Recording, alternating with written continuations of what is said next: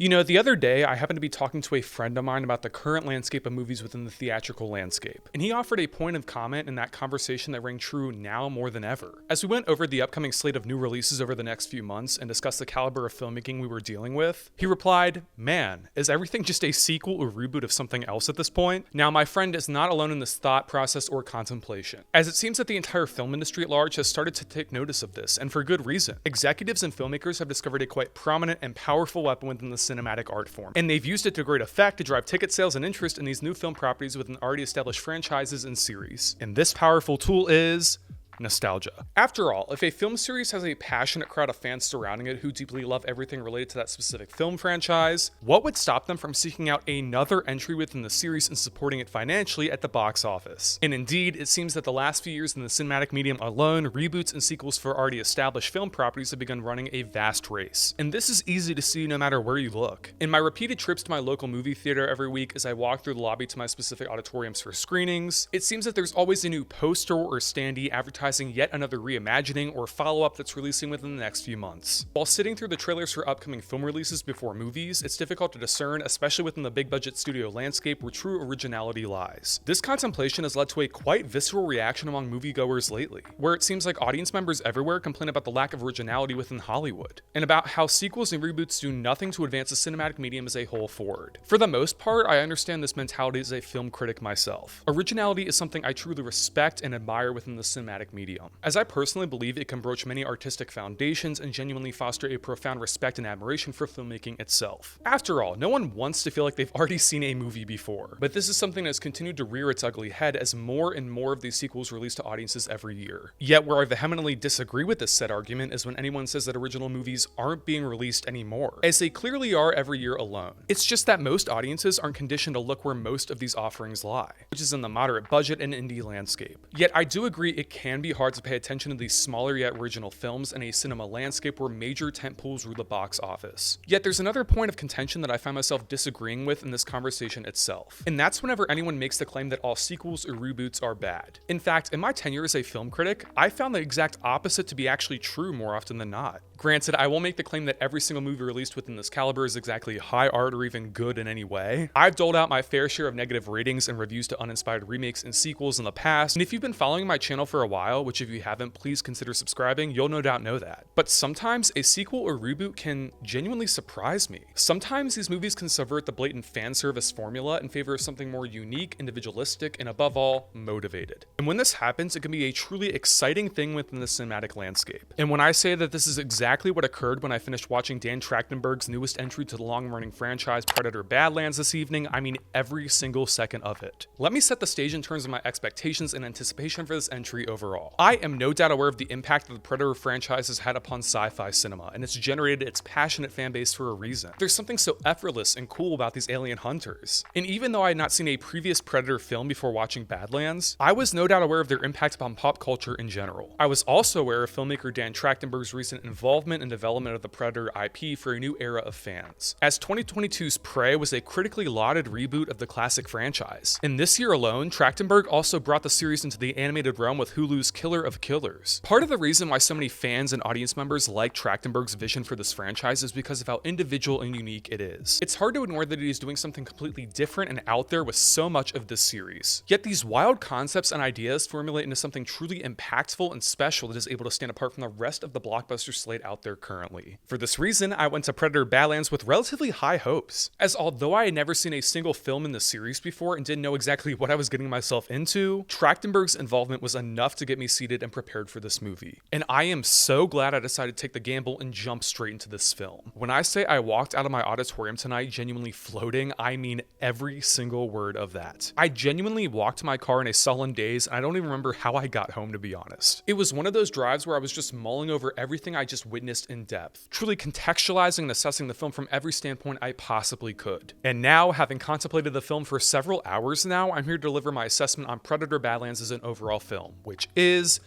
it is phenomenal. Simply put, this is genuine blockbuster filmmaking of the highest order, using the bombastic action flourishes and trappings of the genre itself to explore such a complex and heartfelt narrative structure that raises so many timely and prevalent themes, and just oozes with depth and complexity in every single moment. Not only is Predator Badlands the most fun I've had in a movie theater all year so far, but it's also a film where I walked away contemplating far more than I expected to in relation to its core thematic structure and message. And on that level, if I had to term Predator Badlands in any specific category, it would be that this is a thinking man's blockbuster in more ways than one. Predator Badlands opens on a desolate world in outer space as Dek, a young runt Yakja, spars with his brother Kui, who wants to train his brother on how to be a fierce warrior. After all, this is the way of the Yautja, and it seems that time is ticking for the young Dak to prove his worth, especially under the watchful eye of their father, whose patience is running out on the young alien. After a disaster occurs that fundamentally shakes Dek and makes him more determined to prove himself a worthy clan member and warrior, Dek crash lands on the desolate planet of Genna, where he seeks to set out to find the notorious apex predator, the Kalisk, in order to slay the beast and present the trophy to his father in order to secure his rightful place inside of the clan. Yet, as Dek sets out across this desolate landscape, he'll have to contend with many external threats within this violent and turbulent world, and will make an unlikely ally in the form of Thea, played by Elle Fanning, who is a damaged synthetic robot who will lead Dek on his quest towards self-discovery and preservation.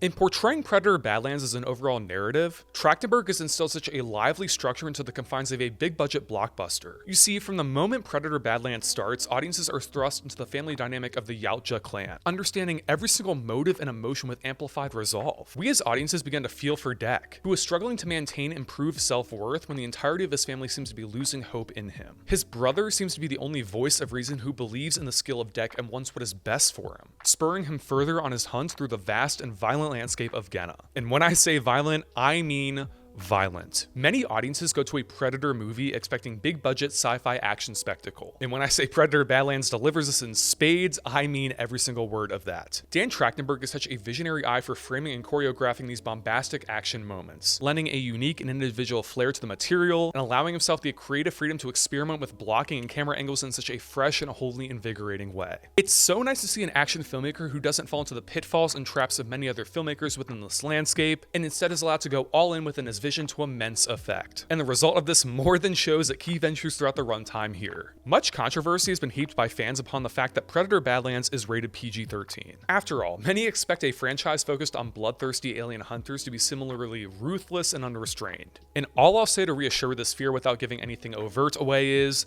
this does not feel like a PG-13 movie at all. In fact, the violence here pushes the R rating boundary more often than not. But the reason it was able to avoid this rating altogether is because the violence here doesn't happen to human beings. This means audiences will still revel in the grotesque and over-the-top action violence they know and love from this franchise, but in a way that feels almost unrestrained and boundary pushing within this context. However, beyond just a superficial action-coded exterior, Predator Badlands underlies a real thematic core that cuts incredibly deep and remains resonant for audiences throughout the entire runtime. While watching the film, I was almost struck by how this feels like the sci-fi version of Nicholas Roeg's fantastic film Walkabout, in which a character sets out on a journey across a vast landscape to prove his worth to his clan and peers, while simultaneously stumbling across another individual who needs companionship, and about how through their journey, both characters begin to reflect inward on impactful and prevalent themes relating to self-discovery, legacy, and dealing with deep grief. Part of why this emotionally resonant and impactful angle works is through Demetrius Schuster-Colamontagi's incredible physical performance as Dek, who plays the alien being with a commanding presence and tone. There is so much conveyed within the eyes and facial expressions here, even if there's a noticeable disconnect in language itself. Yet his performance extends beyond just the present language barrier and conveys so much with so little, delivering a masterclass and emotional expression that genuinely makes you feel for a Yautja, which is a sentence I never thought I'd say in a review. Elle Fanning is also incredible in dual roles within the film, playing both characters with a distinct flair and presence that remains more than impactful as the film progresses. Thea is a great companion character and foil to Dek, allowing both characters to work together to achieve key goals, while simultaneously exploring deep emotional trauma and insight that feels so impactful and well explored here. While on the other hand, Tessa is a commanding and stern synthetic who harbors an extremely dark side, tasked with achieving whatever goal she can for the Weyland-Yutani Corporation at any cost necessary. Sometimes when a performer plays two distinct parts, it can be easy for these characters to almost blend together in a sense. However, this is the exact opposite of what occurs with Fanning here, who manages to make her part stand in distinct camps, which feels so individual and unique as a result. Predator: Badlands is no doubt a film chock full of action spectacle, which enthralls audiences from the start and doesn't let go even after the credits roll. The pacing itself is non-stop, wasting no time whatsoever in throwing audiences into this vast and unrelenting world and placing viewers right alongside Deck, almost disoriented and discovering more about this violent world as the film progresses to a surprising degree. Yet in addition, Predator: Badlands actually carries a capable plot and storyline underneath all this gloss and glamour, harboring complex character dynamics and motivations with ease. It's such a breath of fresh air amid a landscape of formulaic blockbuster action flicks that seem intent on stuffing runtimes full of spectacle over substance. Make no mistake, for a Predator film, this is definitely more friendly and soft than many audiences might expect going in. Certain elements of this film almost feel fine-tuned with a Disney touch of sorts, with heartfelt humor, moments of levity, and an overall adventurous and atmospheric tone infiltrating the gritty exterior. However, that is not to say that Predator: Badlands is a lighthearted movie through and through. This is dark, this is large scale, and more importantly,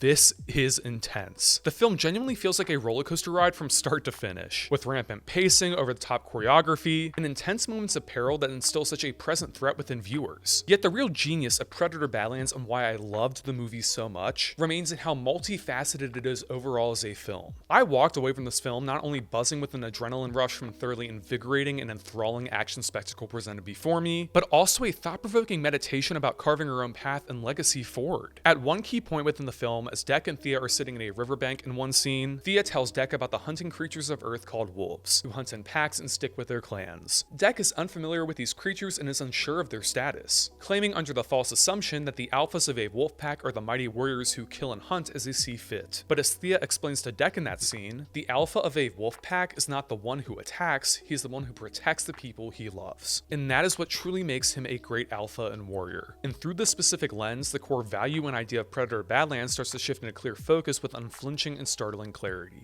At its core, this is almost a coming-of-age fable about legacy and self-discovery, about a creature beginning to understand what being a warrior means within the eyes of the people he cares about. And at its core, this is a film about how who we care about and call our family can extend outside our own clans as well. For this reason, Predator: Badlands is a film that broaches so much narrative complexity, and leaves audiences with so many ideas that they may contemplate more in depth long after the film is over, even if they don't subconsciously realize it. I think the biggest point of praise I can give to a film like Predator: Badlands is how universal it is, and how this is a fairly easy recommendation for all audiences out there. Unlike other blockbuster sequels and reimaginings, this is a standalone entry, meaning you do not have to have seen the other films in this franchise to understand or enjoy this movie. And at its core, beyond just the central IP at play here, this universal idea extends into the resonant core ideas and themes that the film presents to viewers, which are sure to land an impact among audiences everywhere. Predator: Badlands is the type of film that reinvigorates your love for the action genre, and showcases how big-budget action flicks can hide an air of nuance and complexity within their layers. And in a crowded landscape of formulaic and derivative films of this caliber, this is a timely reminder that is needed now more than ever. That's why I'm giving Predator: Badlands a 4.5 out of 5 stars.